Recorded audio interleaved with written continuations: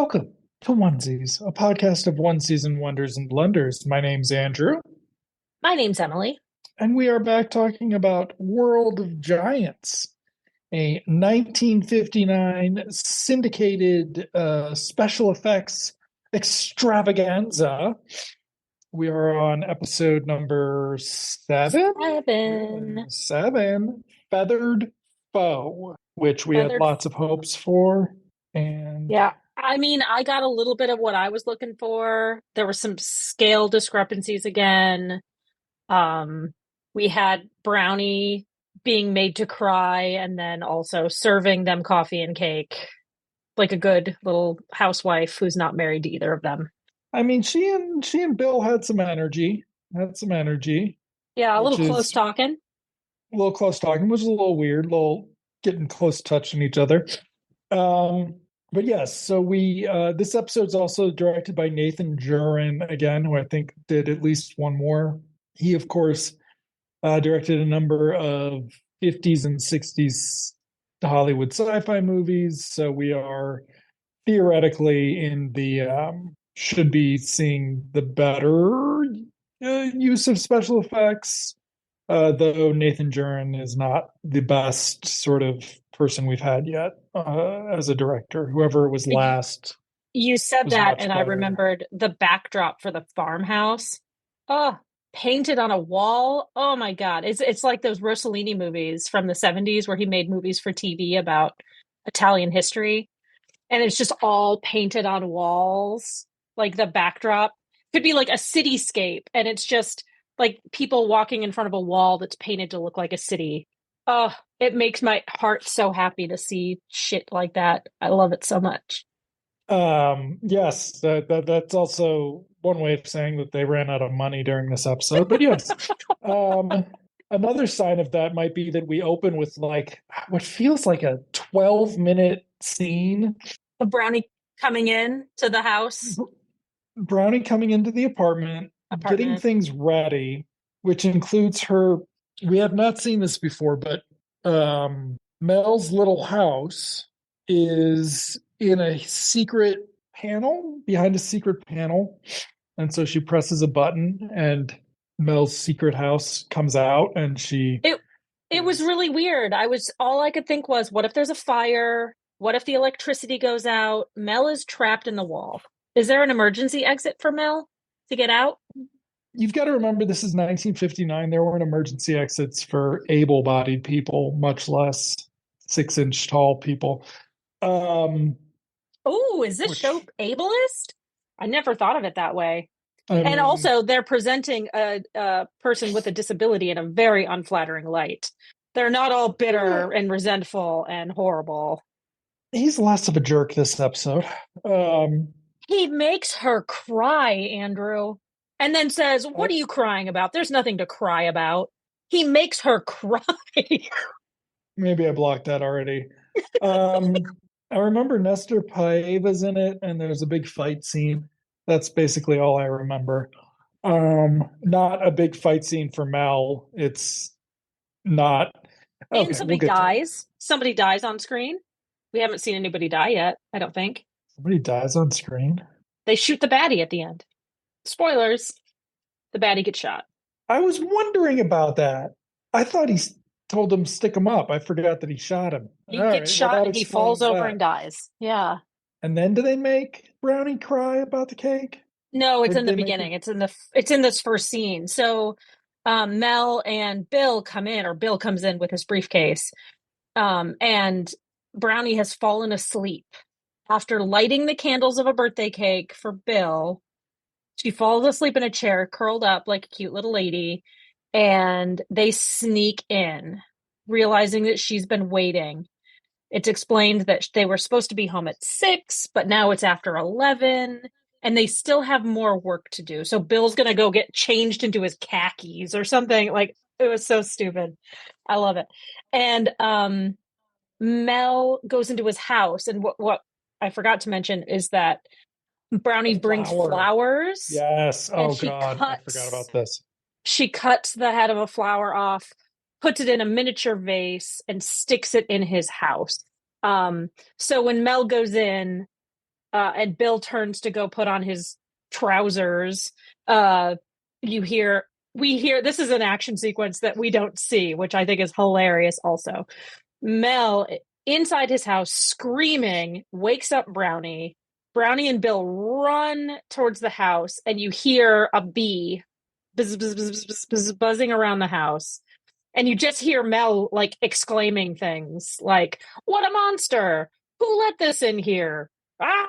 You just hear exclamations, random exclamations. And then they're like telling him, like, Bill, get to the door, or Mel, get to the door, get to the door. And it's like, no shit, Sherlock, whatever. And he finally gets to the door, and the bee flies out onto Bill's nose. And Brownie, who has been just realizing that her putting the flower in the house invited the bee in. I don't know. We didn't see the bee go in, whatever. But she takes responsibility for it internally. And she's so worried that Mel could get hurt. He could die if that thing gets in, blah, blah, blah. So she takes a newspaper and smacks Bill in the face to kill the bee, which I thought was funny. But then Mel comes out and he's mad. And this is where he starts yelling, like, why would you do this? How come we pay for pest control and you're just letting these things in here? Blah, blah, blah. And that's when Brownie starts crying because she's upset. And Mel is like, Bill is no comfort to her. And Mel's just like, what are you crying about? There's nothing to cry about, you baby.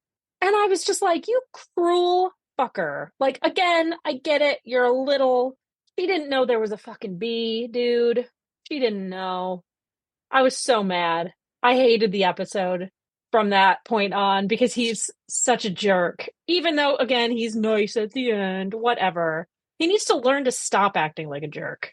That's the thing. It's like, if eventually he was just like, well, I got to stop myself, was a little bit self aware, maybe I'd feel better about it. I Is that talked a lot. something that you see a lot from men in your experience? Being Neg- self-aware, adjusting their behavior to be less hurtful to others. Is that something you experience a lot? no. Okay. Hashtag realism. So she's trying to give, I think that's how he like diffuses the situation. He's like, well, I mean, how about you stop crying and give us some cake? All right. Yeah. Yeah. Why don't you go And cut a piece of cake and serve it to us? so Bill doesn't have time to eat cake. Now, pin in that because there is some weird misogyny about the cake at the end. So he doesn't have time for the cake because they get a phone call catching them up on whatever caper they're about to foil, right? So so then he doesn't have time for cake. He goes to change into his slacks and they pack up and go. Is that when no, I think it's at the end when Mel tells Brownie to take the next day off or something. That's at the end because she's got to work when they're on a mission, obviously. We also get Bill gives Mel a smoke grenade launcher that is a pen. It's a pen. Um, But so like clear a tiny pen, like a half size pen. It's really they small. I wonder if they like bought some promotional thing or maybe somebody in the props department either ran out of money or didn't understand the assignment. So they're going to go to this house in the country where there's so much exposition about this, but basically, But nothing that I um, could keep track of myself. well, I think it's because I think it's because it intentionally or not intentionally. I think it's because it just doesn't make sense because they're like somebody used to live in this house 5 years ago, but it's abandoned. But then it's not, and it's the person who lived there 5 years ago, and there's no sign that he ever left the house.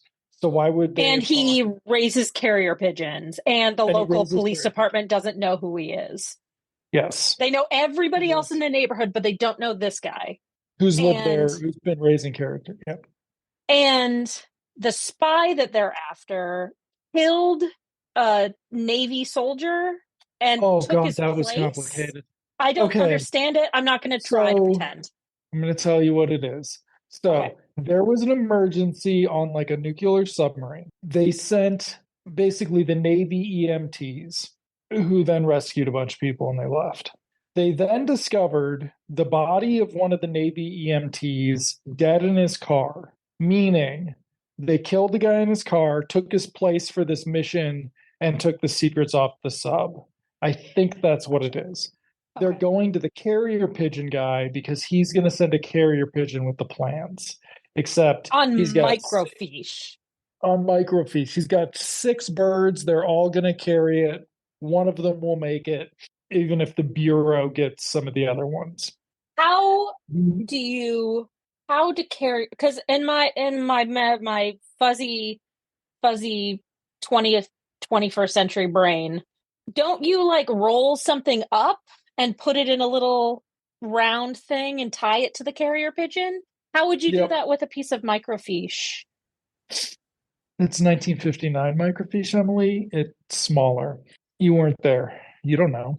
You don't know. That's true. Um, I've never worked do with we ever microfiche even before. see that actually? Do we ever see the microfiche on I don't the bird? think so. There's a scene where it looks like he's developing film. They Yeah. turn the lights off in the house, but the lights don't actually get lower. And like it looks like he makes the farm guy hold up a little thing and he snaps the light and da, da, da. It looks like he's developing something. So I'm wondering if that's it. Yeah. Making copies for all of the And carrier pigeons. so Nestor Paeva of Creature from the Black Lagoon and other fine films, produced by William Land, that one I believe, who's also taken over production of this show in the last few episodes, which faithful listeners you remember. But Nestor Paeva plays the pigeon keeper. Um, he will end up having an incredibly big part because the way Bill and Mel are going to get into the house is Mel's going to go in over a power line on a pulley system, which Oh my seems like God, that was so really fun. excited, really exciting. It's thorough in some ways. Exciting probably isn't the word. But then he gets to the house. Bill's sneaking around. But basically, they're just messing with these guys. And part of their plan was always to, I believe, knock out the birds or something, or let Yeah. them go. So Yes. the gas, I thought they were trying to gas the birds and then to get them to go to sleep or something. Isn't that what the I gas is thought, for? I thought Mel was trying to get them to fly away. I thought he was Like too, he but said, then why the gas? maybe it'll annoy them. I don't Maybe it know. smells like farts. And birds don't like fart smell. To prevent Uh, them from coming back, maybe. Yeah. So Mel goes up on the roof. He starts messing around with stuff. The spy So and the really partner. quickly, because you just blew past it. The scene where Okay. he with the pulley system kind of jetties across from the top of the telephone pole to the roof of the building. He says roof, which makes me laugh. Um, we get a great shot of a doll. One, we get a great shot of a doll, like kind of oddly angled from behind Bill, who's kind of helping this along, um, kind of coasting over the set, whatever. It's really stupid. Two, there's an additional like rope that is attached to Bill that he's or that's attached to Mel that he's holding. I'm assuming it's so Bill can pull him back when he Right. needs to come back. The scale on that is terrible because you see Bill holding it and then you see Mel holding it on the other end, and it's actually smaller when Mel is holding it It than it gets is when Bill is skinnier as holding it it. goes along, obviously. Duh. And then there was another part. Oh, he gets over to the roof, excuse me, and Mel turns around and waves at Bill as if Bill can see him from the other side to let him know that he made it. He doesn't have a little flashlight. He doesn't have anything else. He waves. It's nighttime. Remember, it's still nighttime. It's You like, could see further in 1959. Also, they do mess with the volume for Mel during oh, do some of the they? scenes, I like didn't notice in that. the house, in the apartment at the beginning. He's like a little bit quieter in like when people are further away, and I'm just kind of like, Yeah, you can't do that. It's going to break the entire logic of your show. Like, And also, there's a scene with a chicken, a little bit of a animal torture where they're on this farm, right? And trying to be sneaky, and a chicken, a rooster, approaches them and is oh bark yeah, balking, and Bill picks it up and it looks like he's about to break its neck. Luckily, that doesn't happen. I thought it was going to. I wasn't sure what was happening. But Mel suddenly, the rooster whisperer, like uses his pen to draw a line in the dirt while Mel or Bill holds his head down. And then allegedly that like hypnotizes the rooster, like he stares at the line, yep. stopping the rooster from, he's not attacking them. I don't know, he's just making noise, I guess. Whatever. Some animal torture for you all at home to enjoy. Don't you ever do that with your roosters? Draw a line in front of them to see what happens? I do No. something with Okay. my roosters. Mm, mm. So Mel, at some point you're gonna have to help because it's I feel like all that happens now is that Bill and Nestor Paiva get in a fight and the other Yeah. guy runs off. Like Mel successfully releases all of the pigeons except one. Nestor Paiva catches him, except he's hidden because he's little. But Bill's there somehow, and Bill and Nestor Paiva fight while Mel is shooting off smoke bombs at them, so Bill nobody can gets shot see. at through a window at Yes, some point. yes, that's right. He gets shot at through the window when he sneaks up, I believe. And they're And like, "It's a bureau agent." then I don't know what happens to the farmer, and then suddenly uh, the guy in the Navy uniform who's been pretending to be a Navy officer runs out of the house with the cool backdrop behind him and gets shot and dies, and then cut to the apartment again. And so at the apartment, Bill finally gets his piece of cake. So Brownie gets to there go was home another early. scene. There was Okay. another scene where Brownie and Mel are talking. Bill is reading a newspaper, Hmm. and he is sitting in the same position with his head angled to his right for the longest time. There's no way he's reading that newspaper. He's just sitting there with the newspaper covering most of his head, and Mel's finally like, "Hey, do you have a piece of cake?" Oh, the drop of coffee thing was Yeah, funny. yeah. I'm using finger quotes. And like, what about a piece of cake? And he pulls out a piece of, she cuts a piece of cake. She holds it in front of Bill's newspaper where he can't see it. And again, he's just sitting there with his head turned to the right. And oof, I was just waiting for him to be like, "Excuse me, I'm in a tableau," and then put the paper back up because it was so silly how long he was just holding that position. And he puts his paper down, takes the piece of cake, and kind of gets a goofy smile on his face while Brownie sings him happy birthday and Mel joins in. So there's there's not really that exposition we've been seeing in every Nope. episode. There's none of that. There's not, again, after the last episode when you noticed it, there's not like the constant narration over the scenes. So it is better, but I still hate Mel Hunter. Yes, and the episode's also weird because it seems like it's actually, except for the action stuff, it seems like it's plotted for a 45-minute show, not a Yeah. 30-minute. Like the amount of time they waste on hanging around the apartment, I'm sure it's for budgetary purposes, but they just hang out around Brownie to abuse her. Now, you thought Bill had a weird smile as he ate the cake. He seemed miserable eating that cake, like he was only doing it to make her happy. Yeah, yeah, there was I guess you're right. There was, but he had like, when she offered him the cake, he had like a goofy look on his face. Like, I don't know what it was. He seems like the foil. It's like a double act, but this isn't a comedy where like there's one idiot who knows he's an idiot, and that's Bill, and then the other guy's just an idiot. So Bill seems like the idiot who knows he's an idiot, and so he's just like being kind of goofy. But you're right, he does Right. take a bite of the cake, and then he thinks it's disgusting. Maybe it's because she let the candles melt all over the Yeah, maybe it's cake. because it's covered in melted wax, though also I don't know. 1959. Isn't that just how they made frosting in 1959? So, But yeah, he does not seem to enjoy the cake. You're right. and then we'd heard earlier when Mel first brought up the cake, and again at the end that he's supposed to get a crumb of cake.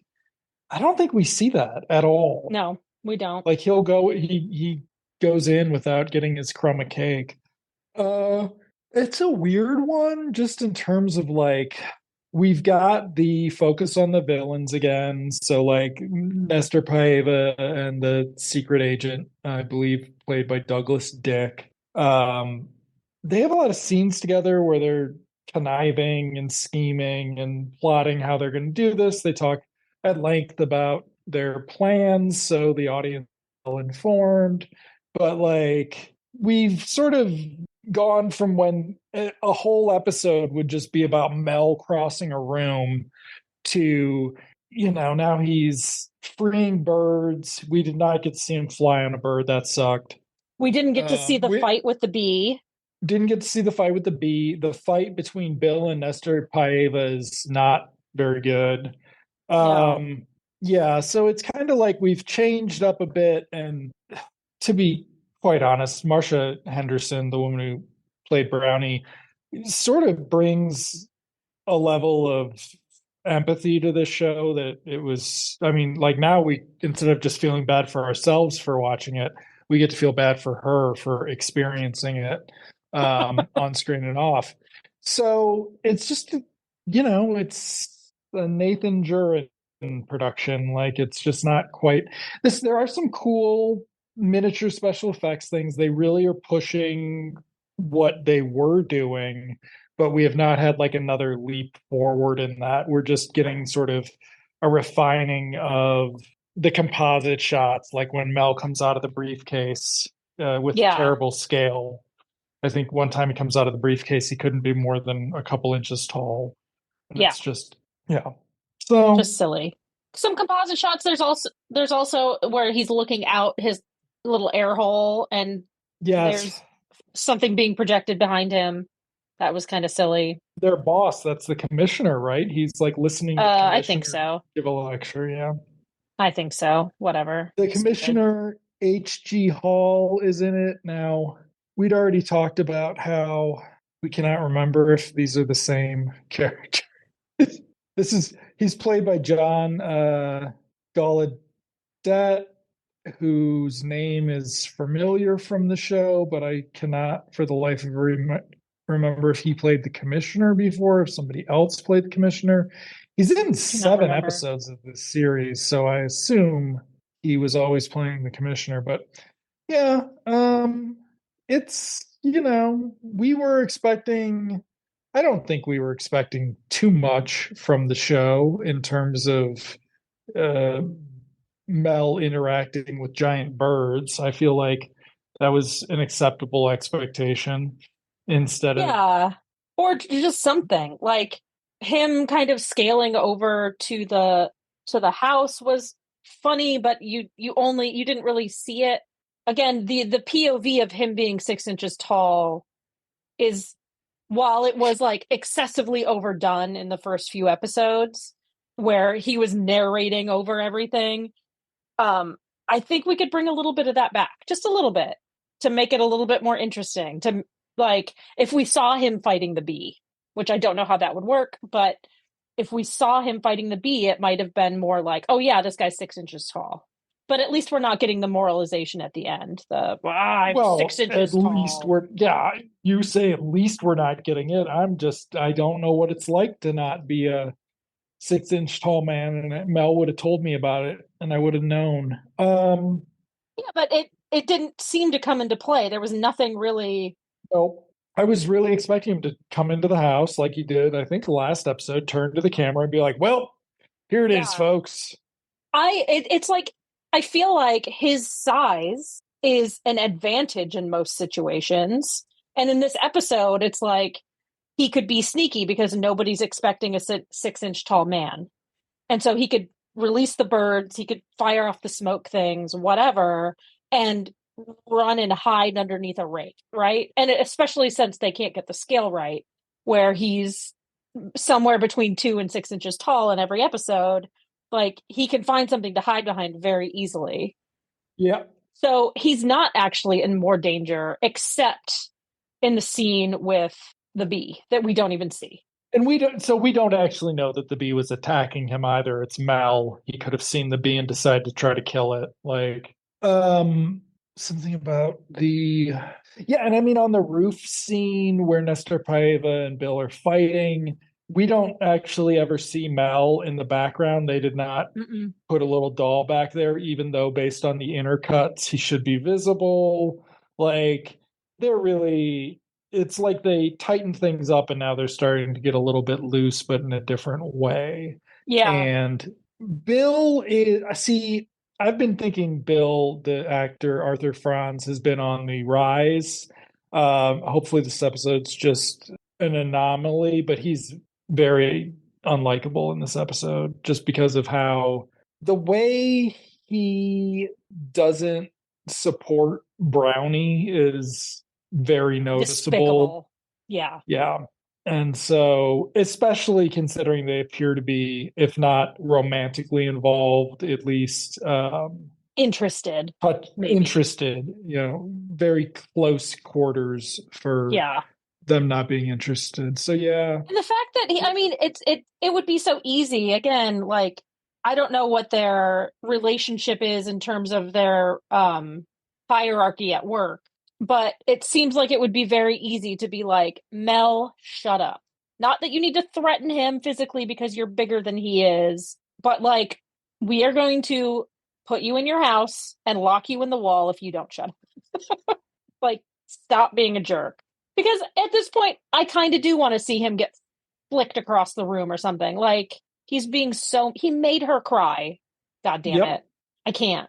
After Can't with she that. came in after work to give Bill a cake and stay, yeah. So we are not getting any more likable Yeah. characters. Hopefully, Bill will turn it around next episode. Start off, we'll pick up immediately after, and he'll be like, "Actually, that was a good cake. Thank you, Brownie. I appreciate it. I love cake." But I mean, seriously, the vibes I got off it were like, "Men don't eat cake. She should have offered him a steak. He Instead, never she's eats cake. well, she doesn't have any coffee either. I'll bet. So That was funny. The coffee scene struck me as odd because she makes the coffee and Mel comes out of his little house and is like, is that coffee I smell? And then Bill's like, yeah, how about I have a cup too? And it's like, who do you think she made the coffee for, you jerks? Like, she's your secretary. It's 1959. Who do you think she made the coffee for? She didn't make it for herself. She's not drinking coffee. Jerks. Get up and get it yourselves. Assholes. Next week's episode 8. Oops, I don't have it up on my, well, I do have it up on my phone, but the pool. oh Ooh. no. Okay, here we go, everyone. Assigned to uncover a new espionage code, Mel and Bill tail a courier, Delgado, from the Delgado. Miami airport to a swank estate. There, Delgado and a beautiful female agent are preparing copies of the code for distribution, which is what happened to this episode as well. And they hide the master code in the underwater light of the estate's pool, not that. Mel crawls under the electric eye, guarding the gate, diverts the guards so Bill can enter. So hopefully that'll be some action. And find the code in the pool light. Bill is shot again. So Mel must get in it alone without letting anyone know it's being disturbed. So we actually can say we have absolutely, oh, it's Nathan Jurin again, but we have no idea what we're going to get out of this because, I mean, who knows how good the special effects were or not good. Allison Oh, not good. Hayes, the beautiful secret agent bad lady, she is apparently, hold on, load it up. She is the 50-foot woman, Oh, cool. also directed by Nathan Jurin. So see how that goes. There's also Barbara Fuller, someone. Yeah, Barbara she doesn't Fuller have a credited role. doesn't have a credited role. I might just be remembering the Well, she last just name. passed away in Oh, May. that's sad. Yeah. R.I.P. 102, so she did all right. Okay. Yeah. So we'll be back with this business. We'll see what happens. We'll see if they do a full pool or if they do it. That'll be interesting to see how they do underwater effects in 1959 on a TV Yeah. budget and how much of it is going to be told to us in summary. Brownie spending the whole episode getting a report on the phone or whatever. So, Yeah. Well, thank you all for listening. Andrew, I will see you in television land. see you in television land, Emily.